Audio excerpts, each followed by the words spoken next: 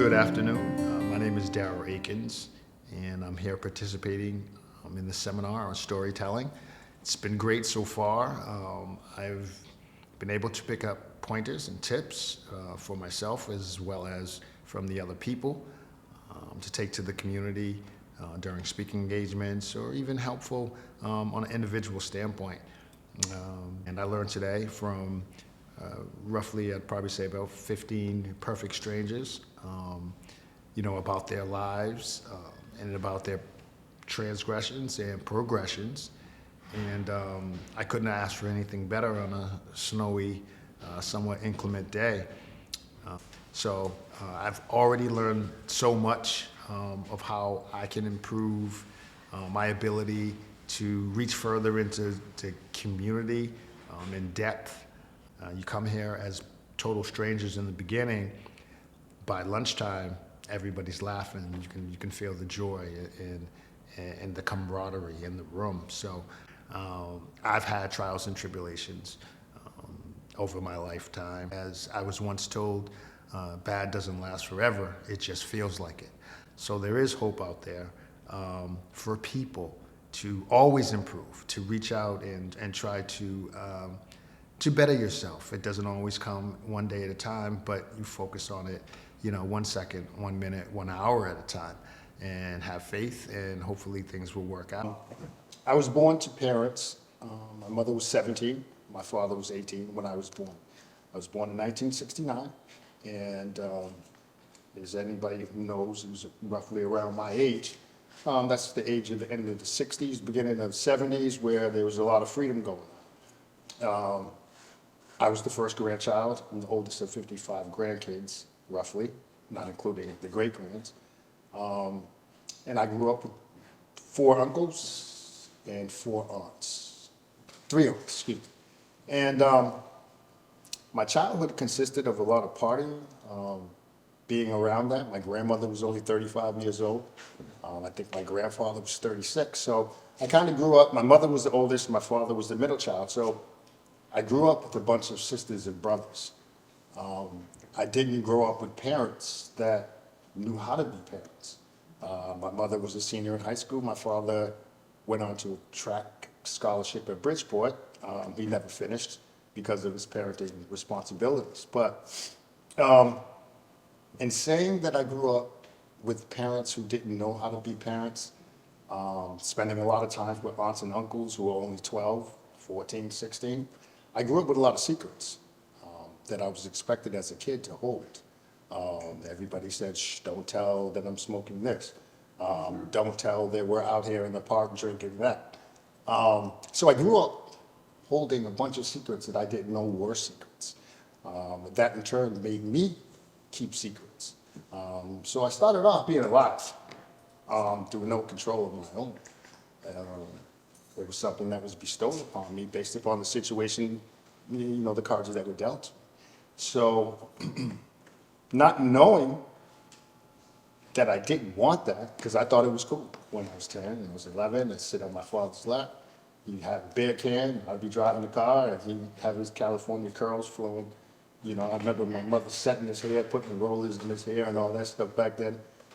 Not unbuttoned shirt. And I thought it was the coolest thing in the world, so I started to grow up. Till all the failed promises, all the secrets were getting too much weight for me to shoulder. And started having problems of my own. When I reached the dating age, I couldn't keep a girlfriend. I had 1,000 of them, but couldn't keep one of them. Always something that I was doing. I was stepping on my own toes, or had trouble getting out of my own way, and I couldn't understand why. I went to therapy. My mother had me every day after school. I went to school. I was lucky, fortunate. I went to school out in Weston, Massachusetts, from nursery school till I graduated from high school. And then I went to Cushing Academy in Ashburnham on a basketball scholarship. Then I went to Bates College in Maine on a basketball scholarship. So my life seemingly had no problems until I started to have to deal with people in the world. Caused me to drink a tremendous amount of alcohol. Alcohol was never a problem to me, not that I knew, but it became a problem as an adult because other people could see what I couldn't see. Never really wanted to look at the mirror because I thought that everything was okay. I grew out of it.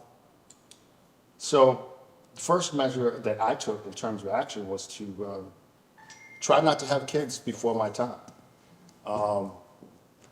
My first daughter was born when I graduated from college. She was born 6 days after I graduated from college, so I had that accomplished. I felt like I did more than what my parents had done. But I always respected my mother. She went back to school. She was became a dental hygienist. Miss her dearly. It's been about 6 months since she's been gone. And I spent a lot of time, like I said, with my grandmother and aunts. Miss my grandmother. She's been gone for a little bit over a year now. So, it became a situation where I had to figure out how to be a man with no knowledge of how to be a man, because I never really saw one. I saw an image of men that was cool, and as long as they had the ladies, as long as they had the car, that was okay. And so I lived that life for a while, for a good while, until life started to slap me in the face, and I had to come to a realization when my kids started making those same broken promises to my kids. Life disappearing from the family life was more important. Was something that I needed, that hurt me. So I had to address those problems. So I went to therapy. In terms of alcohol, I went to program, went to a CSS, if anybody knows what that is. I still continue to go to Alcoholics Anonymous. I go every day if I can at 12 noon, even when I'm feeling great and I'm feeling happy. I'm glad to stand here today. I usually go at 7 o'clock as well in JP, just to reaffirm my happiness. But that all came down to me. I know kids are a tremendous source of hurt for a lot of people, and trauma is associated lots of times with things of our past. So what I had to do was address what the problem was in me, my thinking problem, not a drinking problem, right? So all I have to say is today I'm in a much better place because I took action. It's one thing to think about it. Thoughts don't materialize anything. You have to put some action behind it. So I'd like to contribute to things like this, like Delphia on the Mayor's Council, the advisory board for the Mayor's Council, the CAB committee for Pine Street, anything I can do to help. But thank you very much for welcoming me and spending time with me this morning.